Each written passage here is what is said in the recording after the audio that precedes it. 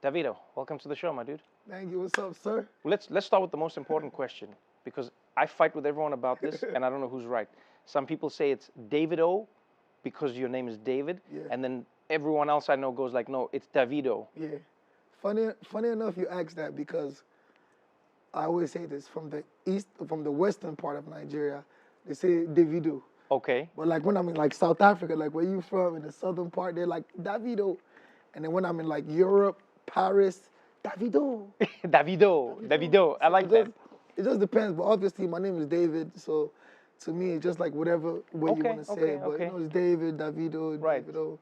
You know, it's all good to me, man. Just depending on where you are in the world. Of course. And you know what? I feel like you are lucky to have the ability to say that, depending on where I am in the world. Because, you know, some people watching this may not know you, but there are millions who do know you. I mean, you've got millions of followers on all of your social media platforms. You know, you've got over 1 billion streams online. You have ascended to the upper echelons of afrobeats, which has become the most dominant music right now. Thank God. You know? Thank God, I told him years ago. I remember 2016 when I first got my deal in New York. I signed right here in New York, down the road in the Sony building. And, you know, they were really not sure of what the sound would be like. Really? And I told them, I said, you guys might not understand now. Do you understand? But in a couple years, this is going to be one of the, if not the biggest, one of the biggest genres in the world. You know, I did parts of my university in Alabama, you know, and I remember, you know, back then one of my favorite bands from South Africa was Freshly Ground. Right. In Nigeria was The Bunch, P Square, etc. And I always remember, like I was young, I went to college at 16.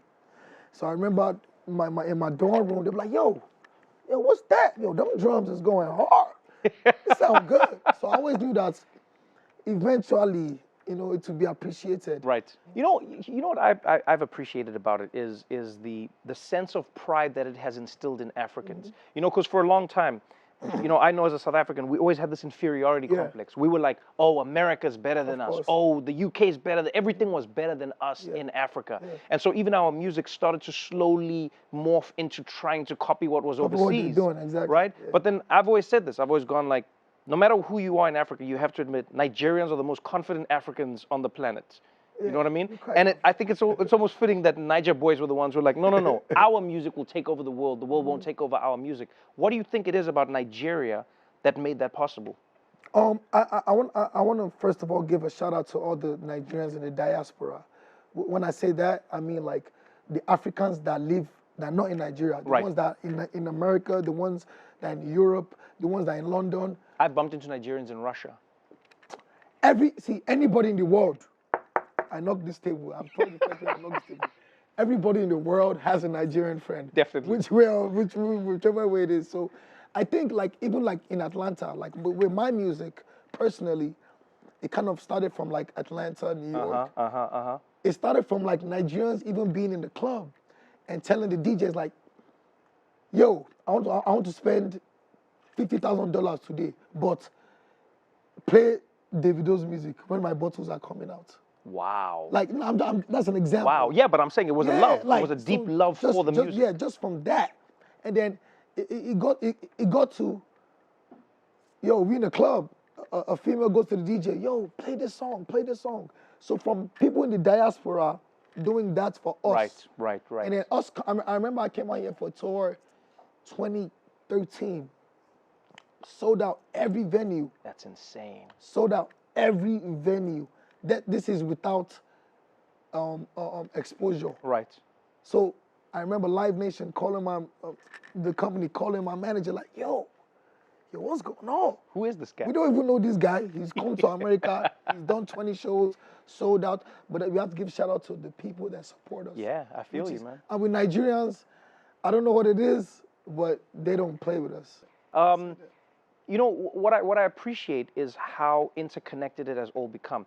One of the most, you know, glaring examples of this was during the George Floyd movement in America. It swept the globe.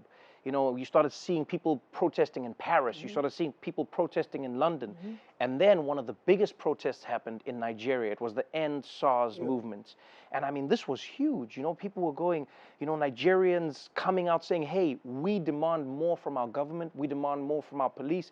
And your song went from, you know, it was a song that you had written about your haters, but it became the anthem of the movement. I feel like it also changed something in you as a person and as an artist, because you became really outspoken. Yeah.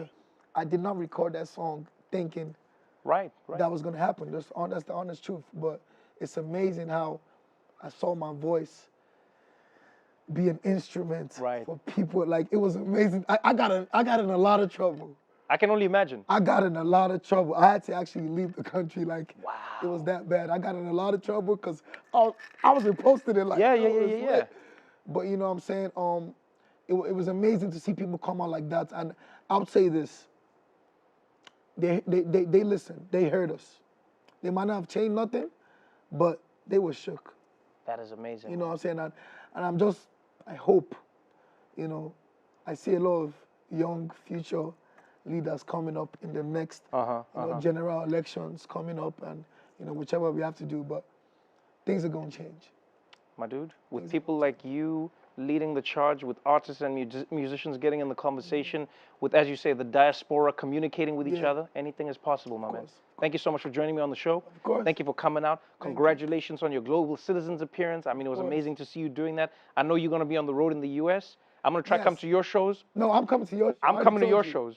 I'm coming to your tour. That's what I'm doing. All right, listen, we're going to I'm going to do it, my dude. Thank you so much for being here. I appreciate you, my dude. And thank you for what you're doing for Africa. My dude. And we're going to keep doing it. We'll do it, my friend. God bless you. Don't forget, Davido's album, A Better Time, is available right now.